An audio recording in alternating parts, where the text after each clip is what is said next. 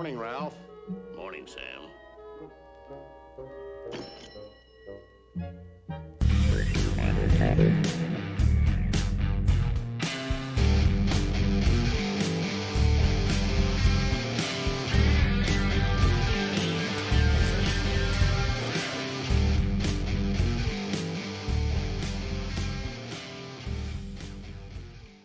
All right, welcome everybody to Morning Sam. My name is Paul Molinari. I'm joined here today with Michael Beck and Chad Horn, my partners. This is our inaugural podcast. This should be awesome, right, guys? Welcome to the jungle, baby. It's going to be fantastic. So, this has kind of been a long time coming, fellas. We've been talking about this for quite some time. And the good news is that we have a whole bunch of guests already lined up and some really, really cool folks. Remind me again, what the heck is this podcast about? So for us, I guess, if we're riffing on it, we're here to highlight new and emerging technologies, ideas that are coming out of the marketplace that are going to be really relevant to the industries that we participate in, and really kind of how technology is just radically changing the world with a lot of emphasis on disruptive stuff like AI, XR, VR. We're connecting it to utility and what we're going to bring to the world with all these cool things that all these thought leaders we're talking to are innovating around. Yeah, we're entering a stage where this stuff is not just ideas, it's impactful. Great. And so that's really kind of the timing around this, why it's so relevant right now. Exactly. I mean, I think our job at Popcorn's GTMs is to highlight and spotlight these amazing novel concepts, right? These disruptors, but disruptors in a good way. We're going to have guests on this show that you're going to want to hear from because these are, for all intents and purposes, pioneers and trailblazers. That's actually a great segue to our first guest, our inaugural guest today. Chad, who is our special guest? Our special guest is Adam Anfriteatro. He is the founder and CEO of the Edge VR. I had the pleasure of knowing him for a little bit and seeing the cool stuff he's doing. The Edge VR is an immersive, full-body social VR experience, and Adam is very skilled in technical product design. So you hear him today, you're going to see like this. Oh, this guy knows his stuff. He's also a passionate innovator. In 2017, he identified several opportunities to improve virtual reality tracking, and now he and his team are looking to bring VR to the restaurant industry. Fantastic. Memorable guest experiences and deep brand engagement. Let's invite him to the stage. Awesome. Where is he? Let's go. Invite him to the stage.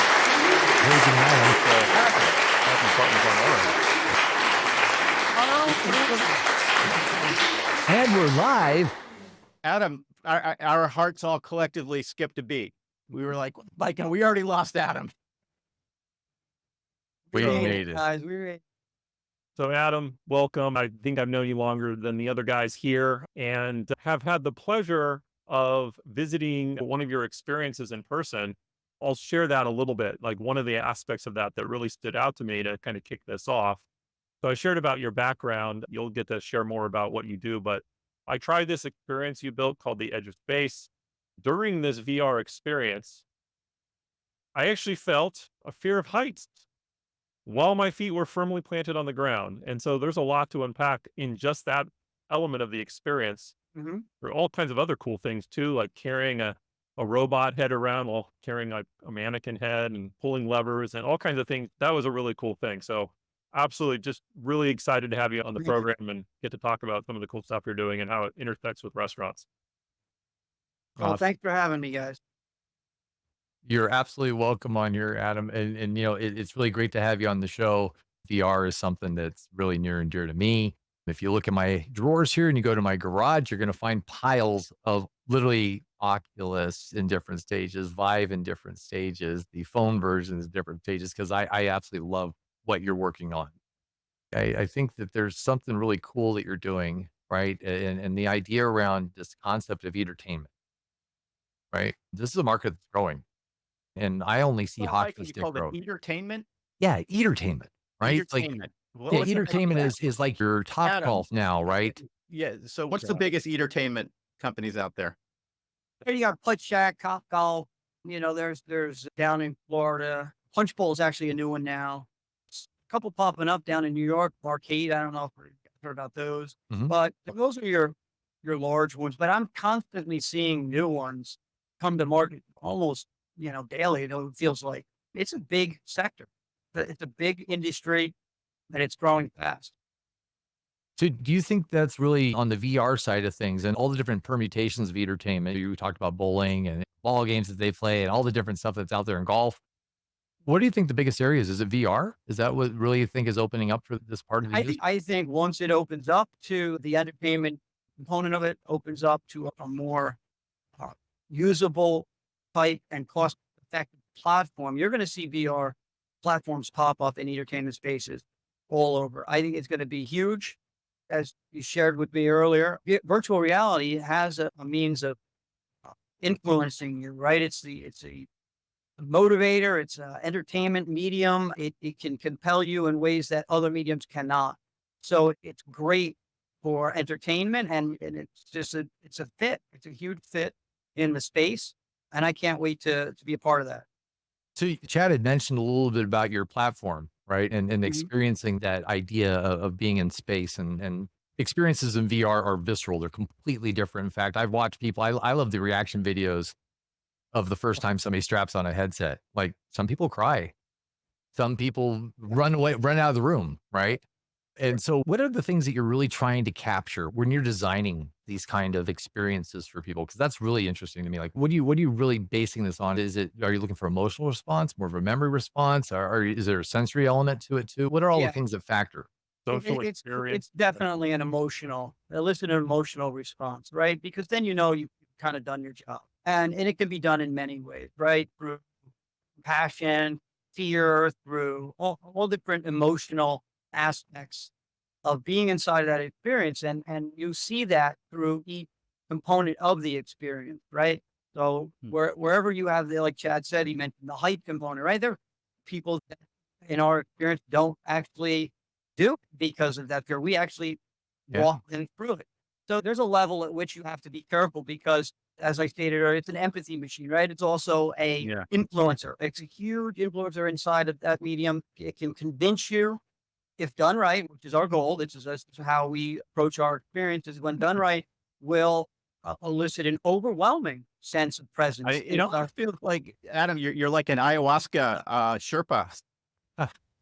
You're like a guide. You're guiding someone through this experience. Right. Something that you build, right? And something that, doesn't come without having the elements in place in order to get your customers to feel that way. And that's a big part of and the differentiator, I think, with other experiences.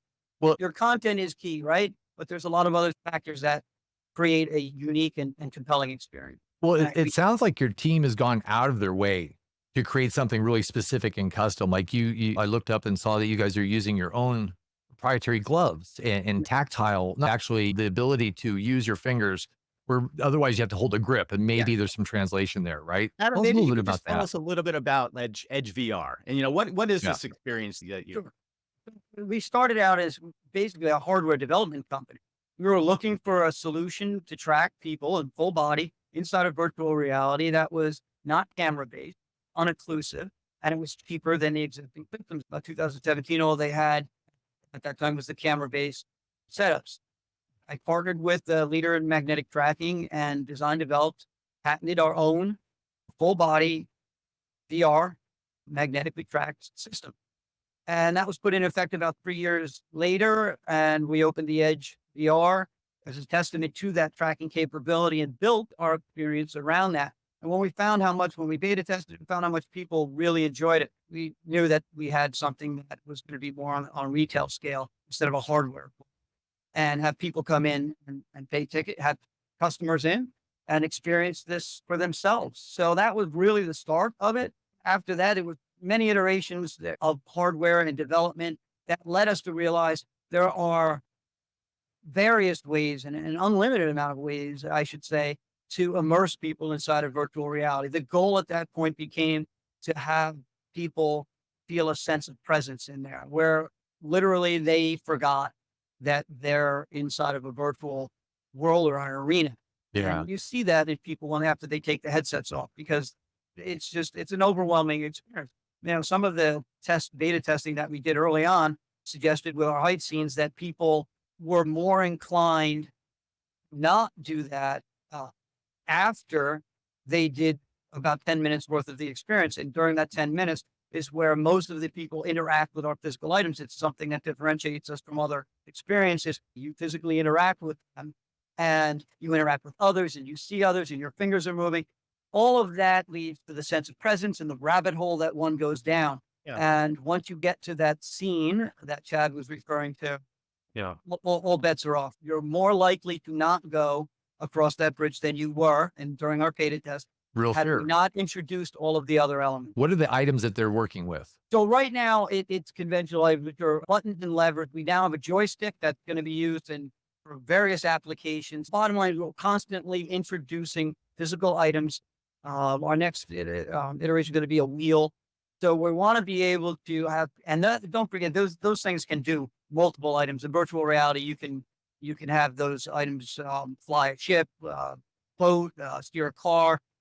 So these placed around the play space, which physically aligned, which by the way is another achievement of ours, aligning our physical and virtual environment, allows us to interact with them, to have agency, and that there's nothing more compelling, right? So you see an item, nobody thinks it's real. We have a prop in there as well. Nobody thinks it's real until they go over and they touch it, they can carry it, they can move it around, and they just become fully involved, fully Immersive. great. Yeah. Well, so I want to bring this back around to Eatertainment, okay? Because, this is a hospitality-based show. And so we want to understand, and I think our listeners and our viewers want to understand how Eatertainment is growing. Michael, I think is really interesting though. So Eatertainment right now is up 20% year over year in growth, right? The VR demand in that subset is up 30%.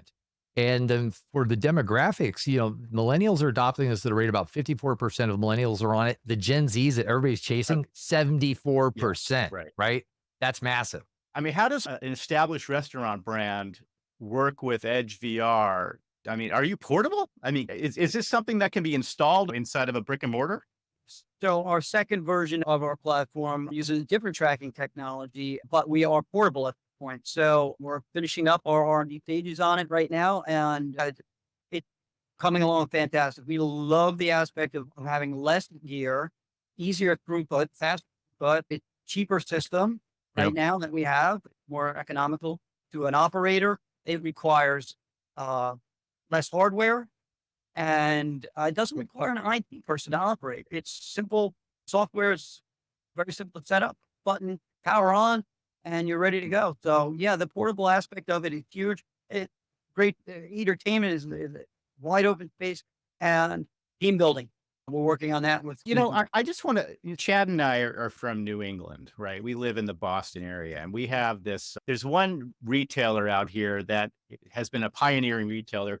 They're called Jordan's Furniture. I think they're actually a Berkshire Hathaway company, but regardless, they have had this VR experience now for a couple of years that has become sort of an attraction inside of their stores. How does a furniture store create excitement and get families to come? This is a massive store, by the way. They have these VR rides. Conceptually, when you think about that, and that is a marketing tactic as a way to bring people back into a location, I can't help but think about, this portable, this Edge VR technology. What about if you were to do a session on at a Chick-fil-A? Is there, or at, some other, at a Chipotle, or even at a restaurant that might just be struggling for foot traffic? How much, this is an attraction in so many ways, right? Yep. So I'd like to understand how does one utilize Edge VR as a mechanism to create excitement and traffic in the hospitality industry and revenue? Right. So the main goal is to obviously you want to have customers that enjoy the experience, right? It's content. Can't say that more. And it is truly when it comes to VR. Having a shooter, not always the best thing, right? Or at least these things are interesting. Kids may see them as fun if they don't have VR headsets at home and they say, mommy, like quarter ride you put outside of the supermarket. But that's not what we aim for, right? These experiences would be built and catered for that venue. So what we're drawing on is what their customers particularly would want to see inside of a virtual experience. So we would work with them directly on that. There are other offers as well, and we would follow the simple genres if they wanted to go that route as well. Marketing inside of the virtual environment for that venue could be huge. Yeah. Having the specials or what's about to come up on the weekends, the preview while we're doing setup is really huge. You You control their entire field of view. That's right. The bottom line is you can promote your own experience, your own venue and business within that experience. And you could do it done right. And I'm not just saying throw it up on a 2D screen. There could be interactive components, the ways that we know how to get your customers to be interested in that could be built into those experiences. And when you say content, like, I mean, designing a great game, that's fantastic, or great experience is fantastic. But I know our restaurant partners out there listening and Paul said, Chick-fil-A and some other brands, is the intention that you are developing content that is germane to that brand? Like if they wanted to, like, say somebody really wanted to invest big bucks and say, I want my own experience for Chick-fil-A, McDonald's, whoever these big brands are, that are signature to them, not just another, not just another, but a generic ride as opposed to their branded ride. Imagine like an experiential brand. Yeah. And we're talking about, literally enveloping somebody in a brand. That's some next level stuff. Yeah. Absolutely. Brand activation, huge. We've already tested that out a few occasions already. There's a lot of movement in that direction. It's because of VR being such a medium of interest, right? You can see in 360. You almost feel like you can smell and taste certain things. There's applications that you can put in that do that, haptics and so on, that actually bring you closer to experiencing that product or whatever it is that you're trying to market. So I got to do the Madame Tussauds experience that they stood up there off Times Square. And it was your Ghostbuster. You put on a proton pack, you follow a bunch of people through. At the end of it, you're fighting the Stay Puft Marshmallow Man, right? The side of the building falls away. You have that fear of heights that's happening. And when you fry the same Marshmallow Man, we all smelled toasted marshmallow. Chick-fil-A thing, or that signature scent from a Chipotle or whatever, right? And that could be easily done, right? You have that introduced into your experience, and it makes the experience certainly more believable and realistic. Well, Yeah, sense I memories are remember the that. strongest memories you'll have, right? Oh yeah, absolutely. You never forget it. I'll never forget the smell of the marshmallows. So yes, that's right. It's this connection between engagement, which all brands understand, like they want to create a high level of guest engagement, and immersion. And these are not binary things. There's a degree, right? You can have amazing engagement or low. And immersion, and which is not something I thought about in terms of VR until the Edge VR, which was highly immersive, and how that feels so differently. It's like, oh, you just feel this greater sense of embodiment, like you're there across for multiple reasons, but it adds up to a very different level of experience. You can find so many words that have premium, highly immersive, etc. But I feel like that's one of the main things happening here that would really strike a chord with brands trying to build the highest levels of engagement. Absolutely. So it's wild. Guys, Chad's going to take us through a little bit of freestyle hip hop on the future of VR, where we're going to go with that. So we'll be right back. All right. Welcome back, everybody, to Morning Sam, Morning Ralph. Hey, Chad, why don't you take us through a segment of the show we like to call Freestyle Hip Hop, which is a discussion about, we can all kind of chime in a little bit about the future of technology and VR. Yeah, absolutely. Adam, I'm going to turn to you here a couple times. I think about VR in the restaurant industry. The first place we've heard and seen VR having an impact, though I wouldn't say it's broadly circulated in terms of the stories, but it is happening. And that's in the area of training. VR is having a huge business impact in training. What have you seen there, and how do you see the parallels in terms of the business impact there and the kind of impact you're going to have in the industry? So training is and has been a large part of VR, right? I think we've seen that start probably pre-COVID and exists today. Mostly, I've seen large companies like Amazon, Walmart, and a variety of others have used virtual reality to train their employees for safety measures and HR. It's a big part of that as well. So it works very effective in that, having something that is so overwhelming and compelling. And as long as you're doing virtual reality correctly and introducing the elements in the correct place, you have an interaction component to it. You can train people as well, if not better, than you would using extraordinarily expensive items. Scuba diving and welding is a great example underneath the water. People have done virtual trainings for fire departments. We see that done a lot. My local fire department is using it.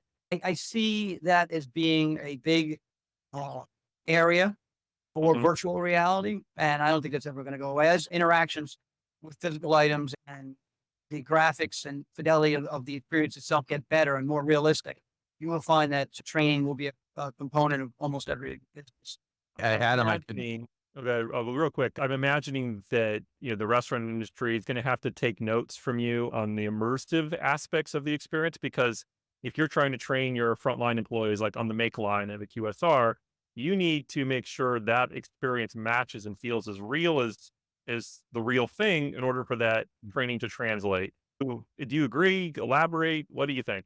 Absolutely. You can do an experience that's not very graphically intense, right? It's a Roblox type experience where nothing is detailed. The lack of detail is something that will pull you from the training. The more realistic it feels, the more effective the training. And in fact, if your sense of presence is there inside of the virtual environment during training, that fire feels real, that sense of danger present to you, and it feels visceral, then the effectiveness of that training exponential. So yes, providing the correct content, the correct overall experience itself, and designing it is paramount to training, effective training. Another thing I want to make sure we hit is the big shift in consumer behavior, the generational shift in what consumers are looking for. One thing that we're familiar with is like how this Gen Z is bringing a shift toward like gamification, right? 90 some crazy percentage of this population plays game regularly. How do you feel like the kind of changing demographic and changing behavior aligns with how restaurants are going to have to contend with VR as an opportunity or requirement to engage their guests? Well, so restaurants are clearly multi-generational, right? And what you want to do is cater to that large demographic. One of the misconceptions that I have about VR is not just for gaming, okay? Especially the type of experiences that we create. We want our experiences to be multi-generational. We want everybody to come in and experience it. Parents with their kids alone. We have guests that come in that are in their 70s, 80s, and have absolutely loved to come back 2 and 3 times because it worked for them. So yeah, the shift here is not for gamers.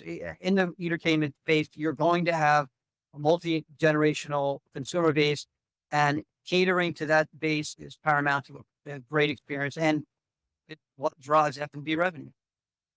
So Awesome. all right, let's switch gears a little bit here and head towards the financial end of things. VR, this sounds expensive. Can you talk a little bit about the economics behind a VR experience and what that looks like? So yeah, VR as far as systems have come down quite a bit. There's different types of virtual experiences and systems set up, and some are extremely costly and others are not.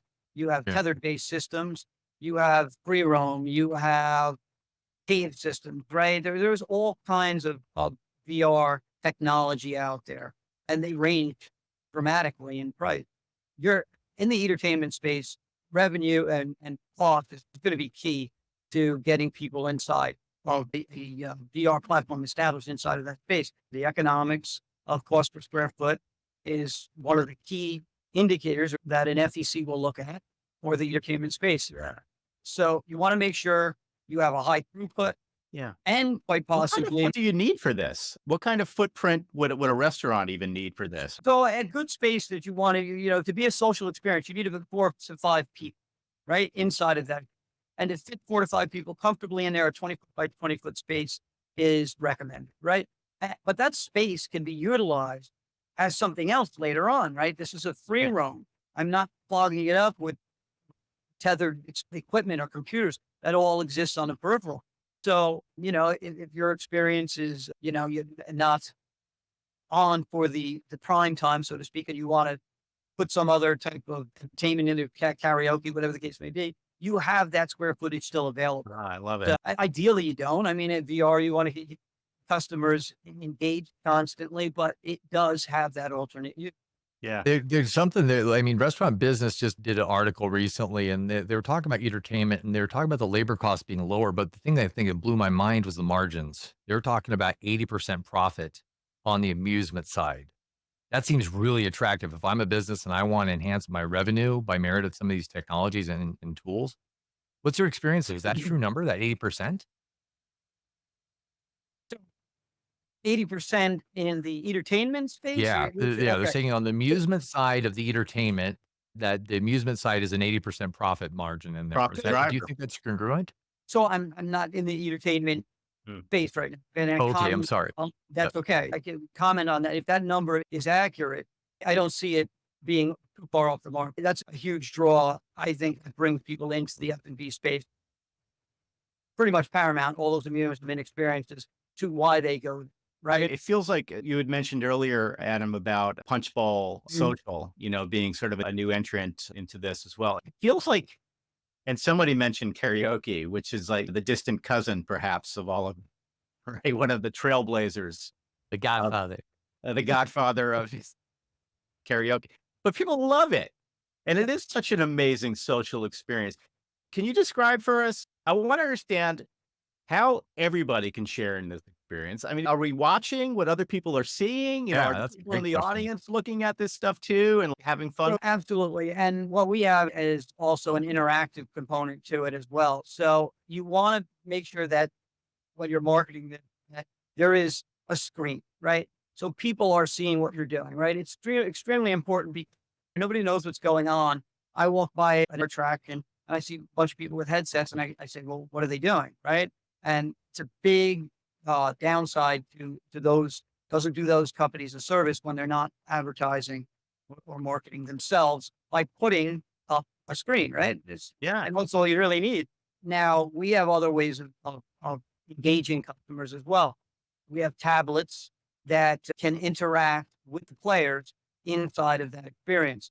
So if you remember, what was the water gun, if you went down the slide at, I don't know, Disney World or wherever, it's a water park, you, not as a person on the water slide, stand on the bridge, wherever. Blast random strangers going by. Exactly. So you're not just watching somebody in a headset, you're actually seeing them. And another component is a screen, a 2D screen, or a virtual headset that you could also see from the sidelines and while interacting. So we're offering people who are on the viewers or the audience members a chance to see what's going on and also provides the wide open opportunity for ticket sales. I mean, I get it. I see it. I love it. Proposing for your business as a franchise model in the future. Like my head says, wow, you could get people spinning up Edge VR all across the country and own little kingdoms and go on the road with these. Like, is that something you're looking at for yourself? Yeah, absolutely. The entertainment space is an offshoot of that, is it not? Right. So it's a pop-up mobile platform, putting an installation inside of, right? So in essence,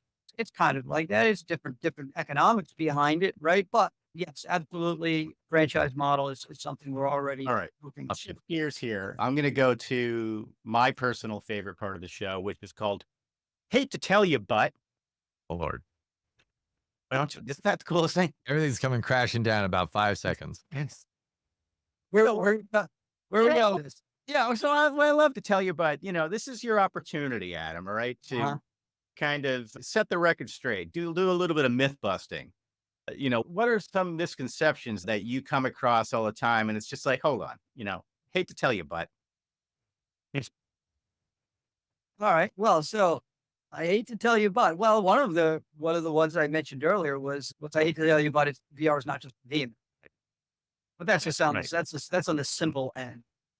What's that? Wait, your mom in a VR headset, and it's like, she becomes 15 years old again. Right. Well, the funny thing is, when I went to the VR AR Association summit in Orlando, The most single surprising thing was it wasn't about gaming. It was maybe 10% about gaming. It was military application. It was heavy on training. It was medical. That's that. Where were you? And This is the VR AR Association. They had Okay. a summit in Orlando just about like a month and a half ago. Yeah, I think you were yes, there. my marketing director was there. So it's great. I was at ITSAC for the training, the military. They had some VR components in there as well. But getting back to what segment? Segment. I hate to tell you, but yes, gamers. But more importantly, I actually had one that really threw me. Because I hate to tell you, but VR will not suck you into the metaverse and leave you there. It's something that I come across, which is kind of weird. I hate to tell you, The demise of our society, right? it's not going to keep you there. It's not going to alter your brain so that you're never coming out. I actually had a guy come into the experience center and he wanted to see what it was all about. So I put a headset on him and he, after running through a bunch of steam, took it off and the look on his face was just unbelievable. I think he saw a ghost. So he turns to me and he goes, "You've stolen my dreams." Like, Dreams. what do you Yeah. mean? What was What's the, it what was the, mean? So when he elaborated on it, and he said that we no longer, we can now digitally recreate his experiences that he did live. And so that he no longer has anything to look back on because everything can be manufactured. It was deep. And I wanted people to realize, that, so if anybody else has this, which by the way, not just a small group, I hate to tell you, but you're not a game, right? This is an experience unlike any other. This is supposed to be fun. This is what people do to socially engage in a medium of entertainment that cannot be done anywhere else. And this is the design behind it, right? And don't be fearful of it. Young or old, come on in, have a great time because this is the future. I love Entertainment. I love it. I think that's a great way to help us wrap things up. So, Michael, I'm putting you on the spot. what am I doing? What did we learn today? Oh gosh, the one I'll start with where we finished, right? That VR is not just for gamers. There is a whole wide world of sports to be had inside of VR, from everything from commercial applications to training to entertainment to potentially medical and military. It's only going to keep opening up. Yeah. That there are experiences out there waiting for people that they don't even have an idea of what exists for them, because the first time they put on that headset, it will change their lives in one way or another. And that our friend here is bringing something to the world that I think is truly special, that not only can this help, create a great enterprise, but also create opportunities for others to expand on. Yeah. And all of this is another proliferation of something else that's going to happen after this. He's going to run into somebody that's going to have another idea and they're going to create something even better. The beautiful thing about software is we can make, almost like your quote there, Adam, is that you can create your dreams in there. You can realize a very similar facsimile of these things and explore all kinds of avenues. The experiential applications that brands can get behind with this as a way to get people back into stores, as a way to bring people into their ethos. Great stuff, guys. So round of applause for Adam. Good work. Thank you. Excellent Welcome to the stuff. show. Yeah, Thank you. thank you so much. Thank you for having me. So listen, on behalf of Michael and Chad and our guest, Adam, I'm Paul. Thank you so much for our inaugural episode of Morning Sam, Morning Ralph, Morning, Sam. Morning, Ralph. That's a wrap. MSMR. All right. Thanks, guys. Ciao, guys. Appreciate it.